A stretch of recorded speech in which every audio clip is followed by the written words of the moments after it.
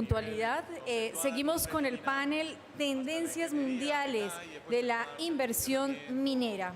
Para ello invitamos al escenario al doctor Ricardo Ruiz Dey, al doctor Carlos Espinosa de la Bolsa de Valores de Toronto y al doctor Diego Angulo, ingeniero de minas. El moderador de este panel será el doctor Eduardo Chaparro de la ANDI. Doctor Chaparro, usted tiene la palabra. Gracias a todos. Ha sido una larguísima, agotadora y sobre todo una gélida jornada. A todos ustedes por anticipado, muchas gracias por su asistencia en este momento. Estamos cansados, pero creemos que vale la pena hacer un último esfuerzo, sobre todo porque es que, como en las bodas de Canadá, al revés, aquí se sirve el mejor vino. Y el mejor vino está constituido por 3 panelistas de excepción. Vamos a manejar, Diego, Carlos y Ricardo, un ambiente absolutamente distendido.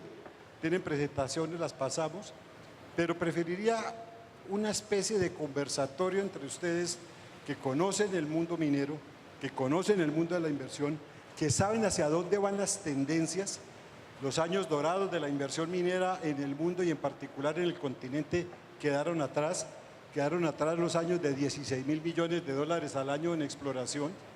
Ahora no hay recursos frescos, los metales se cayeron en su precio, las expectativas de crecimiento de los países son pobres y el marco regulatorio y el marco reputacional de la industria conspira también contra el desarrollo de nuevos proyectos. En esa dirección, entonces, un viejo conocido de nuestra casa, perdón, viejo conocido de nuestra casa, don Ricardo Ruiz de Ernest & Young, tiene una presentación y va a hacer una serie de comentarios sobre uno de los problemas acuciantes en época de crisis. ¿Cómo vamos a manejar nosotros, Ricardo, y tú que eres un experto, nos puedes contar cuál va a ser el papel del aspecto fiscal en todo este tipo de inversiones? El público, el micrófono y el tiempo es tuyo. Bueno, muchas gracias. Primero que nada, Eduardo, la presentación que yo traigo se separa un poquito del tema fiscal y nos parece importante hacer un repaso de qué es lo que está pasando en el mundo, qué observamos nosotros en los últimos 9 meses en materia de transacciones mineras, en adquisiciones, en inversión, cuál es el comportamiento que están tomando las grandes compañías en el mundo frente a la situación. Y antes de adelantar, pues quiero contestarte la pregunta. Te estoy diciendo, hay un gran problema de liquidez en el momento en el sector.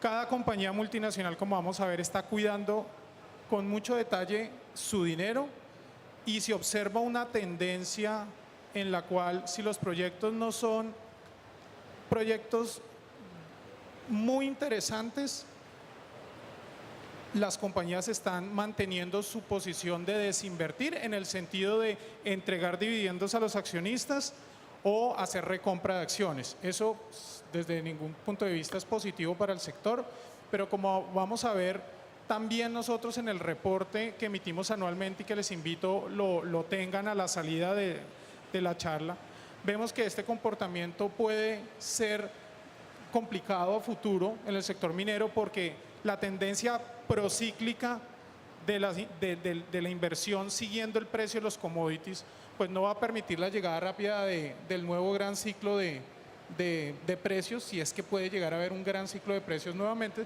pero eso es uno de los riesgos que advertimos como el gran problema que está enfrentando la minería a nivel mundial. Entonces, si me permiten, esta presentación la prepararon directamente en nuestro centro de pensamiento minero que existe en Australia y en conjunto con el centro que tenemos en Reino Unido, en donde se vienen monitoreando las distintas transacciones. Entonces, lo primero que vamos a ver es cuáles son los riesgos, cuáles son los retos que están enfrentando el sector minero. Y lo primero que vale la pena comentar es que el comportamiento actual tiene mucho que ver con la aceptación de China. En esa medida, no sé si esto tiene un pointer, me gustaría pronto tener un pointer, porque como está en inglés la presentación hay algunos puntos que quisiera resaltar. Ustedes observan que el Producto Interno Bruto de China fue muy fuerte hasta antes del 2008. Muchas gracias. ¿Cuál? Hasta el año 2008, como se observa acá. Con la crisis hay una importante caída y después hay una leve recuperación, pero posteriormente el Producto Interno Bruto de China sigue cayendo. Sin embargo, si ustedes se dan cuenta, el crecimiento del crédito social, entendido como la suma entre el crédito bancario y el shadow banking o la banca oculta que hay en China, muestra un crecimiento importante de endeudamiento que desafortunadamente nunca se pudo materializar en una estabilización de los precios. Como ustedes ven, aquí había un comportamiento parecido, pero en la caída no se ha podido regularizar o capturar parte de ese endeudamiento en la estabilización de los precios de los commodities, lo cual genera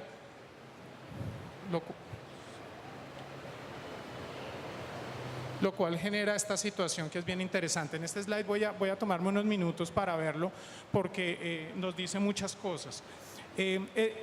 Importante decir que esta gráfica se construye con la información de 88 compañías mineras en el mundo, en donde encontramos todo tipo de minerales, oro, carbón, empresas diversificadas como las Grandes Majors, cobre, platino, mineral de oro, mineral de hierro, acero. Y lo que queríamos era verificar las distintas situaciones que se han planteado en la utilización de los recursos y que es bien importante pues, para definir las conductas de inversión. Entonces, como ustedes observan en este primer círculo azul, confluye el crecimiento del EBITDA en el año 2008 con un comportamiento en la línea amarilla que está relacionado con invertir en CAPEX, invertir en exploración, lo cual hace que haya una correlación entre los dos crecimientos. También vemos cómo hay una tendencia y un apetito grande por crecer inorgánicamente, o sea, había adquisición de más compañías para aumentar o aprovechar el grado de EBITDA fruto del precio de los commodities.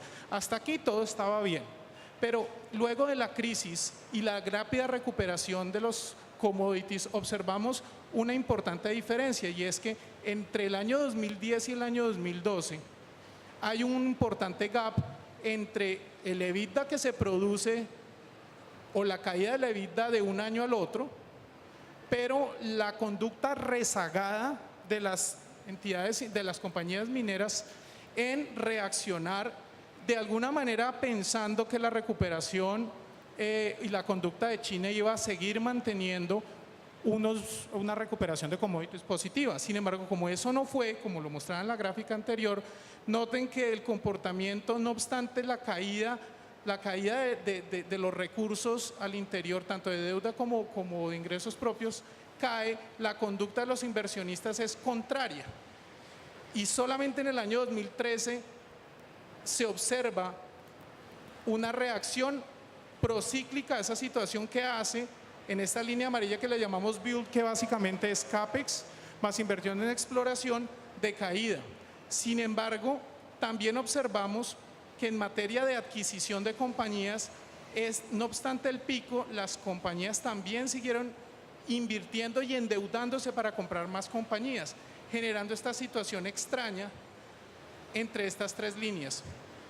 Lo último que sí se ve constante es que los accionistas, al ver esta situación, se han puesto nerviosos en las distintas compañías y han solicitado o han pedido que, a menos que no hayan inversiones seguras y retorno seguro, prefieren desinvertir, entendido por distribuir dividendos o recomprar acciones. Entonces vemos ahora una tendencia negativa procíclica en la inversión. En otras palabras, solamente se invierte cuando hay una muy buena oportunidad que permita generar una importante sinergia. De lo contrario, hay una reacción estática o de hecho una reacción de desinversión al interior de estas compañías.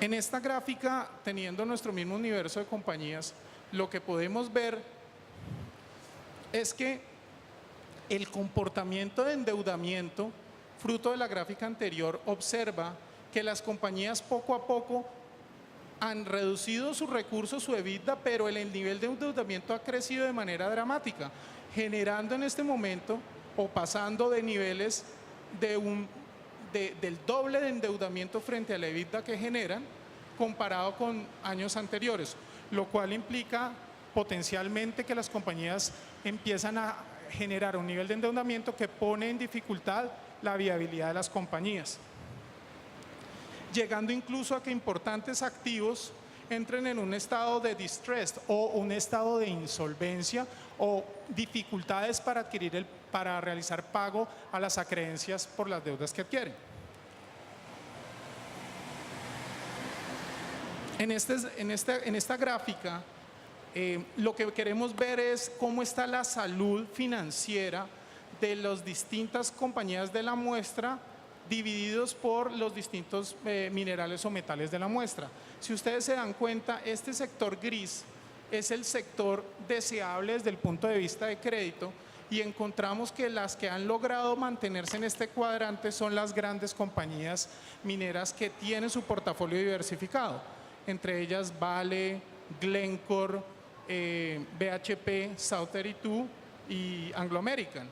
Por el contrario, en aquellas compañías que se dedican o tienen un portafolio centralizado en un solo mineral, pues están empezando a moverse de este cuadrante deseado fruto del exceso de endeudamiento por tomas de decisiones de años anteriores, y observamos cómo el oro ya empieza a estar un poquito fuera de ese escenario deseable de cuadrante, aunque todavía está, y quiero hacer la aclaración que esto es un promedio de 20 compañías de oro que están acá a nivel mundial y que no necesariamente puede ser el estado exacto de todas. Hay algunas que pueden estar en una situación mejor o peor. Lo importante y delicado es el estado del carbón. Las compañías de carbón de la muestra nos dicen lo siguiente: uno, que el nivel de endeudamiento que tienen en función de los recursos que generan es de 8 veces lo que generan, y de otra parte la capacidad de generar riqueza para pagar los intereses se ha reducido a nivel de 1, una relación 1 a 1 que no es deseable desde el punto de vista financiero. Por lo tanto, el carbón en esta muestra está localizándose en una situación delicada de salud y por lo tanto entrando en muchas de ellas en un estado de insolvencia, como lo pudimos ver a lo largo del año. En la otra forma de inversión, que es la adquisición, lo que nosotros observamos es que hay un rezago importante de transacciones también. Las decisiones para crecer vía comprar otras compañías nos están mostrando un comportamiento negativo, en el sentido que el volumen de transacciones de trimestre a trimestre, como lo ven, van bajando, y les pido el favor que no se dejen engañar por esta gráfica de acá, porque en este trimestre básicamente esto se mueve de esta manera importante por la decisión que existió de BHP en South32 y la diversificación hacia esa compañía de sus minerales no centrales para dejar su negocio central en BHP, dejando este número importante, pero como ven, la actividad de adquisición en el mundo se ha bajado sustancialmente. El nivel de volumen, pues también se nota un rezago importante de trimestre a trimestre en los últimos 9 meses del año. Dentro de lo que observamos es que hay una caída significativa en el último trimestre del año comparada con el trimestre anterior del año 2014, en una caída tanto de valor como de volumen del 35%. ¿Eso qué quiere decir? Que hubo 35% menos transacciones de adquisición o de fusiones en el mundo y un 35% de menor valor de esas transacciones en el mundo, lo cual es también preocupante. El otro tema importante que atañe a los países en vía de desarrollo como Colombia es que las transacciones de adquisición se están centrando en países desarrollados, no en países no desarrollados, observando una variación del 15% de estas transacciones por fuera de las jurisdicciones de localización de esas compañías, quedando solamente un 40% de transacciones fuera de las jurisdicciones de la casa matriz o jurisdicciones vecinas.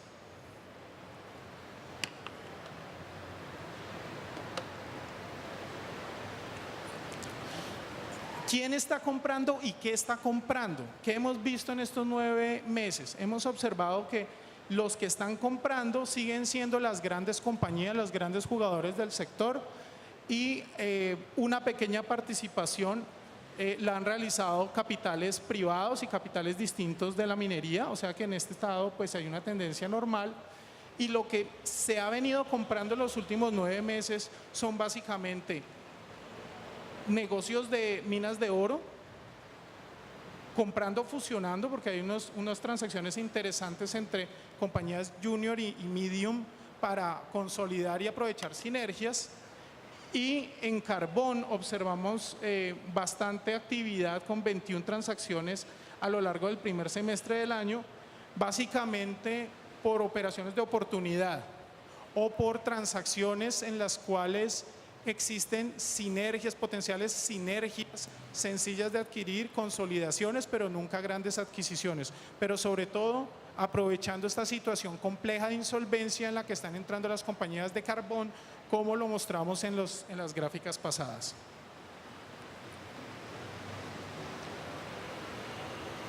Y tal vez este slide que nos interesa bastante a nosotros en Colombia es que, si se dan cuenta, la tendencia inversionista es invertir en jurisdicciones desarrolladas, jurisdicciones donde hay bajo riesgo en todos los aspectos.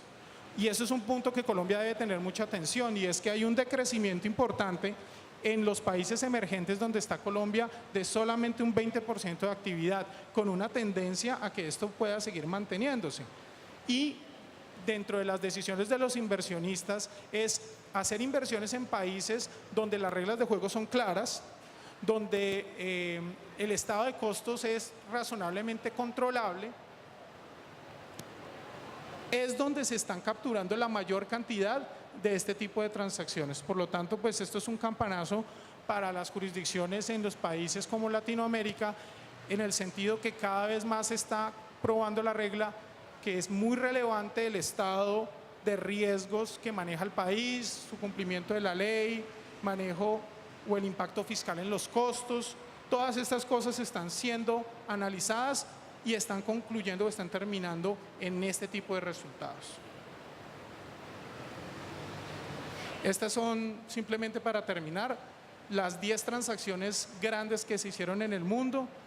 Tal vez la más importante fue la inversión o la decisión de BHP Billiton en South 32, lo cual pues es una diversificación de portafolio básicamente.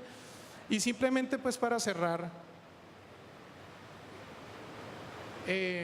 yo quería rematar, estas son las compañías de la muestra. Básicamente lo que yo quería apuntar es que, como conclusión, es que el comportamiento de los inversionistas es de alta cautela.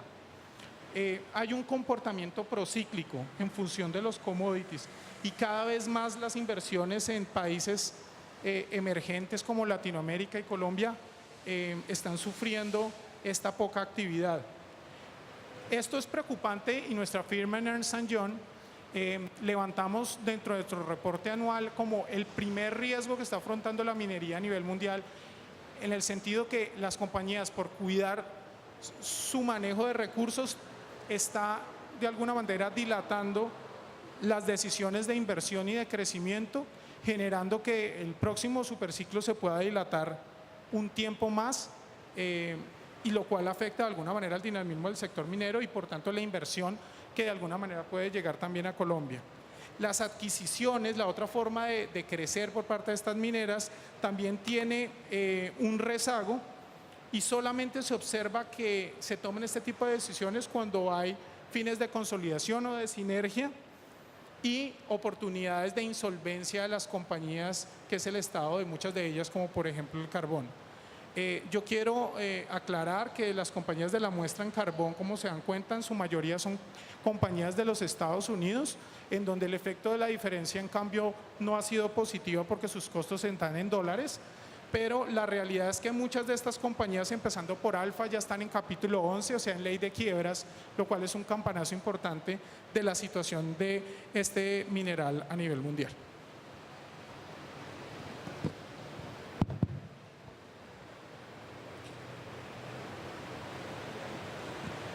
Aquí hay que sacar una primera conclusión de esta panorámica general del mundo de la inversión minera en el mundo. Las compañías están cuidando el dinero.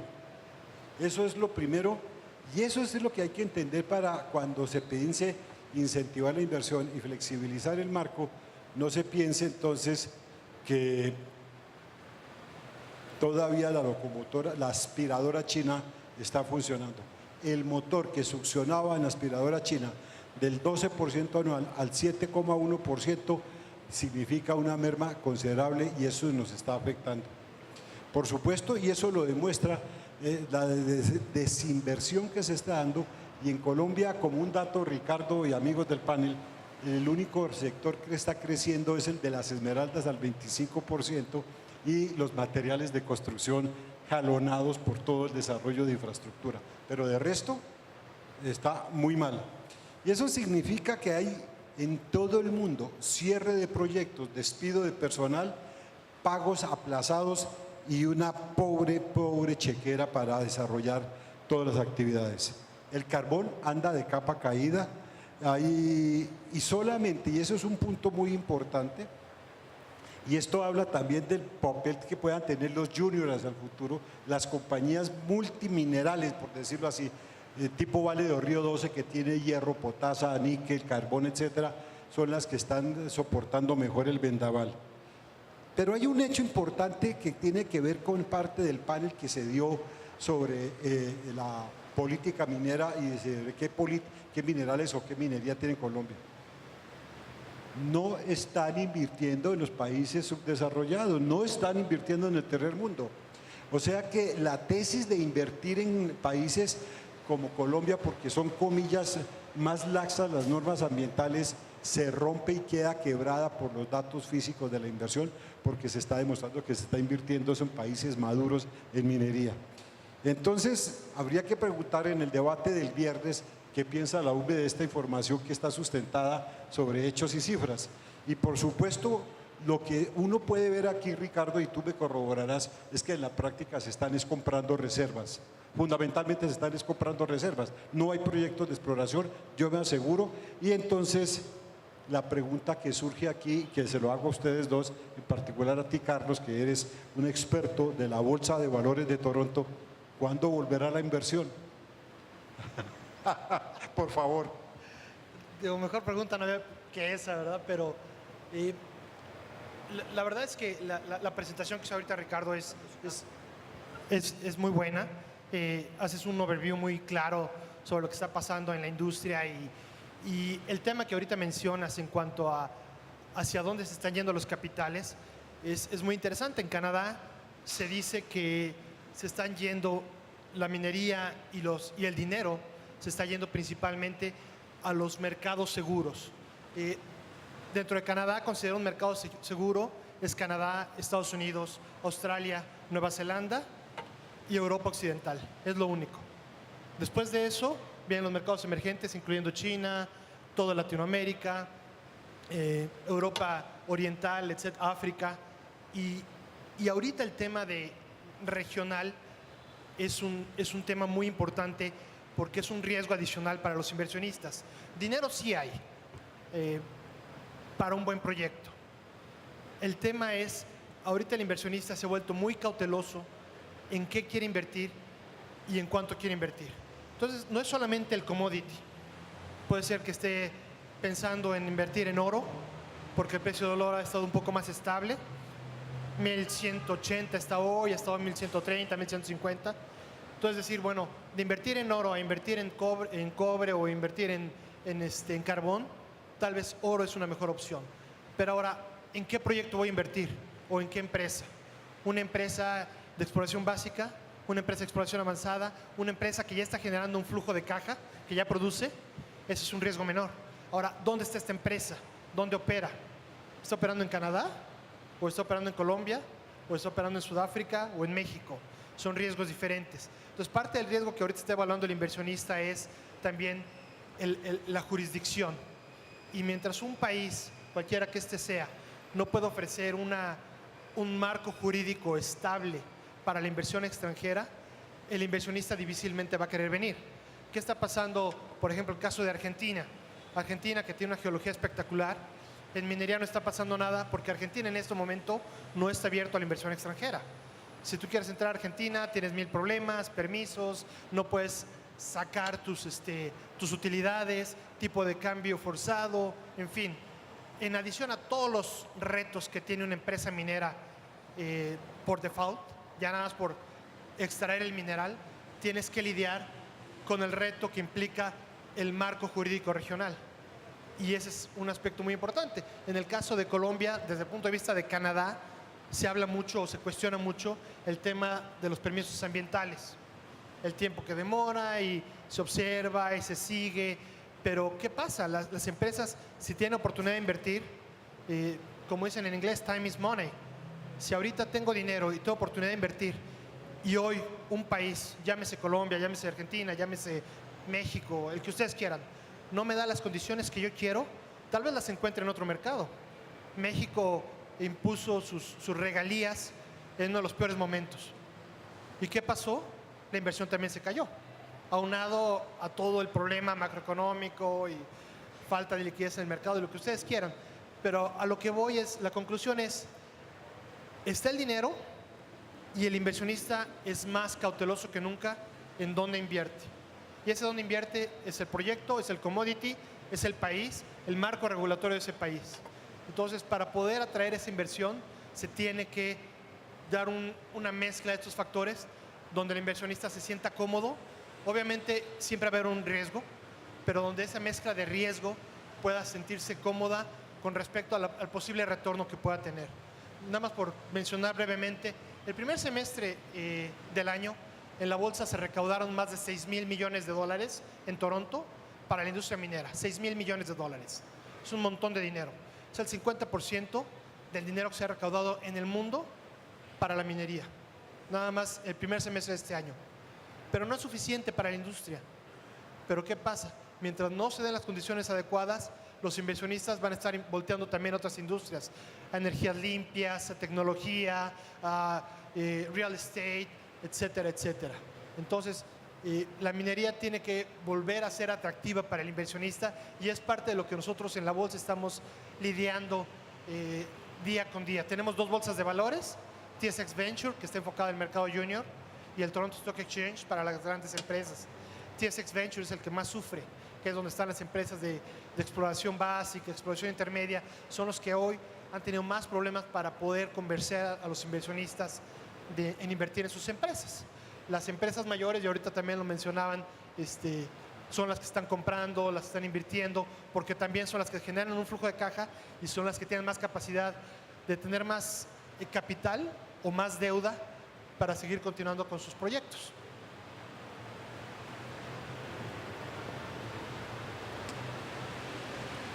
Y entonces volvemos a hablar del mismo tema, mercados seguros. Pero yo voy a rescatar, voy a hacer una pesca, como cuando los hijos les dice uno, cómete la ensalada, y el muchacho saca las verduras, las deja a un lado y se come las alitas de pollo. Nueva Zelanda. Pocos recordamos que Nueva Zelanda, el país de la mantequilla, el país de la leche, el país verde, es un gigantesco productor minero. Nadie se dice y nadie cuestiona la posibilidad de la existencia, la coexistencia de minería y ambiente. Y tal vez por eso, porque es factible y posible y está demostrado, invierten en Nueva Zelanda, que está muy lejos de las condiciones económicas. Unas condiciones económicas en donde, como muy bien lo dice Carlos, los riesgos están asociados a la jurisdicción y a la certeza jurídica. Y en esa dirección, más allá del mero concepto capitalista, el concepto del tiempo es dinero, time is money, está asociado fundamentalmente a la cautela que tú mencionas y por supuesto ya no solamente se está invirtiendo en la bolsa para minería, sino se está invirtiendo en acciones paralelas, las energías limpias que va de todas maneras a afectar.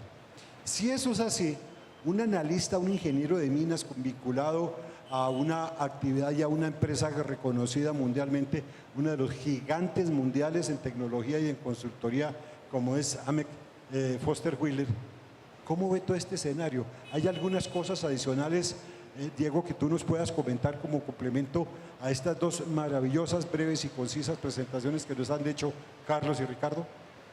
Micrófono y público tuyo. Muchas gracias.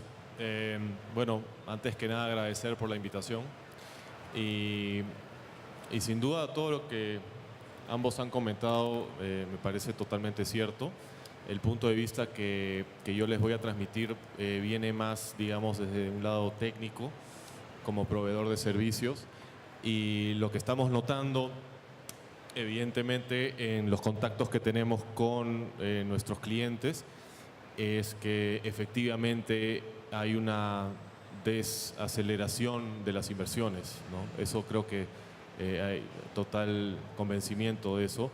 En particular hacia los proyectos Greenfields, ¿no? Los nuevos proyectos que por su magnitud y por el tiempo que tardan en madurar, evidentemente tienen un mayor riesgo, ¿no? Hacia el inversionista que, como coincidimos, está siendo bastante cauteloso. Sin embargo, hay cierto movimiento en operaciones que ya están andando. Creo que es producto del apogeo del boom que se vivió hasta hace pocos años, ¿no? Empresas que han crecido mucho, que han querido capitalizar al máximo los precios altos de algunos de los commodities y que en ese proceso han crecido, a veces de manera desordenada. En algunos casos inclusive han comprado proyectos sin hacer el debido due diligence quizás, y que han heredado producto de ese crecimiento vertiginoso algunos activos que ahora resultan siendo marginales. Entonces eso genera evidentemente un hueco fuerte en su caja y bueno, están ante la disyuntiva, ¿no? ¿Qué hago con estos proyectos? ¿Los vendo? Es una alternativa, pero evidentemente es muy poco el dinero que recibirían en una situación como esta. Y la otra es, bueno, ponerlos un poco en valor. Entonces, alguno de los proyectos en los cuales nosotros estamos enfocados tiene que ver con tratar de racionalizar y optimizar operaciones existentes, ¿no? Hay mucho enfoque, evidentemente, en la reducción de costos, ¿no? Y eso es indudable. Entonces, hay actividad por ese lado, lo cual hace que todavía el sector tenga cierta dinámica, ¿no? Pero evidentemente el tema de los greenfields sí básicamente está parado, ¿no? En el caso específico de Perú, como ejemplo, se han dado algunos proyectos importantes últimamente. El tema de Constancia, Hat Bay, ampliaciones importantes en Cerro Verde, el inicio de operaciones de Toromocho, de Chinalco, una empresa china, que están ayudando evidentemente a la economía, pero producto de la crisis sí se nota que se viene un hueco, un gap, ¿no? Se dejó de invertir y ese es tiempo perdido que va a tomar años en recuperar, ¿no?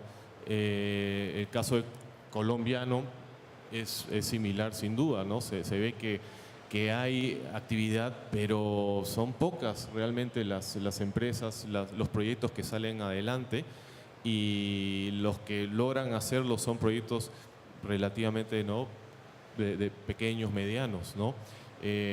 Sin embargo, el potencial está ahí. El potencial geológico, que es de donde todo empieza, está ahí, ¿no? Coincido plenamente en lo que han dicho los panelistas, ¿no? Es cuestión de que se den las condiciones, ¿no? Por un lado la empresa privada, sin duda, pero el Estado también tiene que sumar y los demás stakeholders. Es necesario trazarse un plan a largo plazo, un plan estratégico que involucre a todos, las comunidades, evidentemente, ¿no? Las comunidades forman parte crítica de todo esto y a veces han quedado de lado, ¿no? Reconozcámoslo. En esta nueva etapa que se nos viene, creo que un gran desafío que todos enfrentamos en Latinoamérica, en el mundo en realidad, en la industria minera, es lograr ese consenso, ese convencimiento de que la minería genera desarrollo, genera progreso, no contamina, no hay que desmitificar.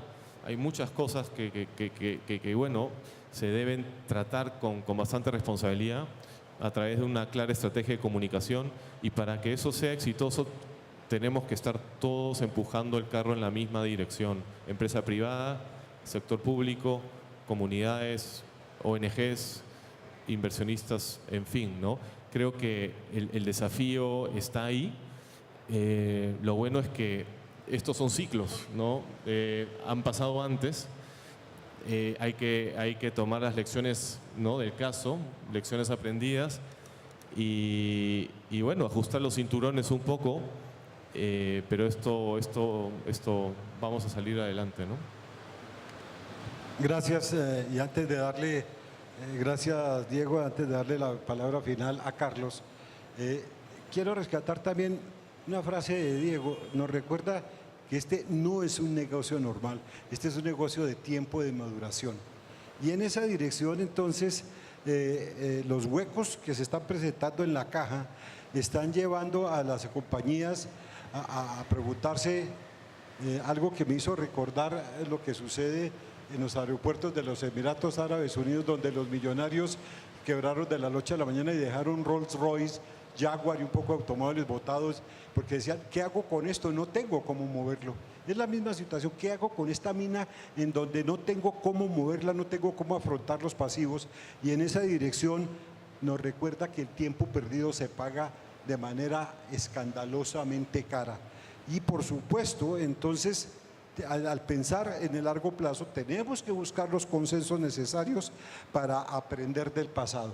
Yo te voy a pedir, Carlos, que nos hagas el cierre de este panel con tus comentarios finales dirigidos a este público tan estoico y tan espartano que ha soportado el ruido y el calor. No podíamos ofrecerle mejor escenario, por lo cual desde ya les ofrezco las disculpas. Pero Carlos, por favor.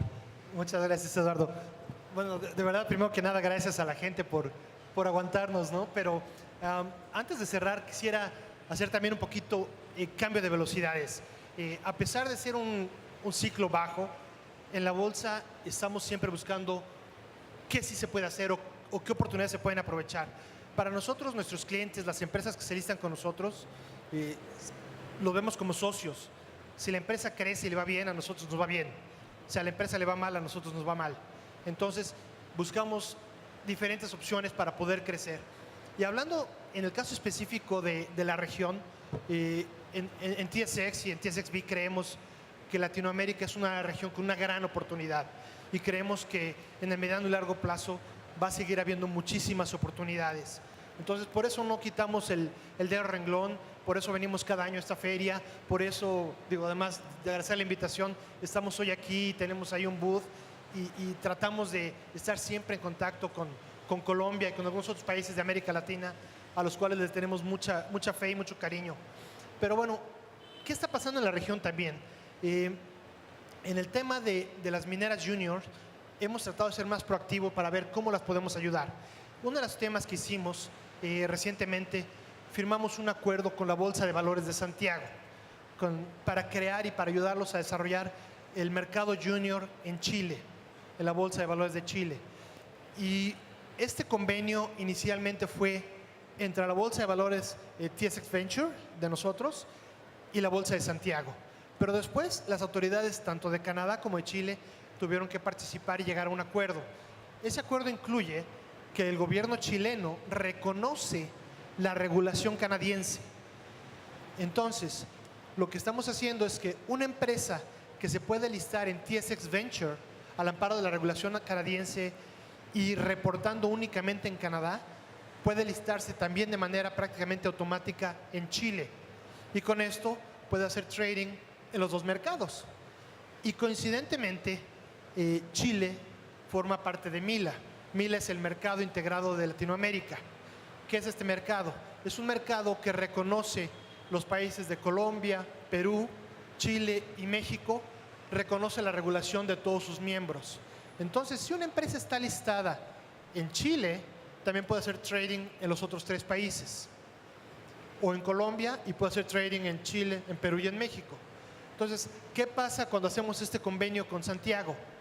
La empresa se puede listar en TSX Venture, está reportando únicamente en Canadá y puede hacer trading en 5 mercados, en Canadá, en Chile, en Colombia, en Perú y en México. Entonces, eso ya lo echamos a andar, oficialmente se lanzó en mayo de este año, tenemos actualmente 13 empresas listadas en los 2 mercados, cosa que, digo, en unos cuantos meses nunca hubiéramos imaginado que íbamos a tener. Y ahora, ¿cuál es el siguiente paso para nosotros? Estamos ahora trabajando con Chile para desarrollar la base de inversionistas chilenos, para que más inversionistas retail, común y corriente como cualquiera de nosotros, o inversionistas institucionales como los fondos de pensión, empiecen a invertir en esas acciones mineras que se están listando en Chile y en TSX. Trabajamos muy cerca con Perú, por ejemplo. También Perú ha ido homologando mucho la regulación peruana con la canadiense. Tenemos 18 empresas listadas entre los 2 países.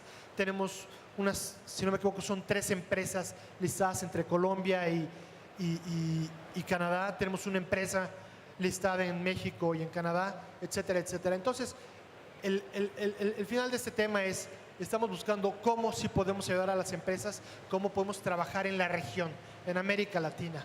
Y por último, mi último comentario es que recientemente lanzamos otra filial que se llama TSX Private Markets.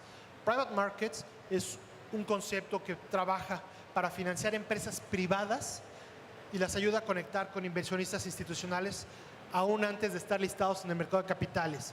¿Eso qué significa?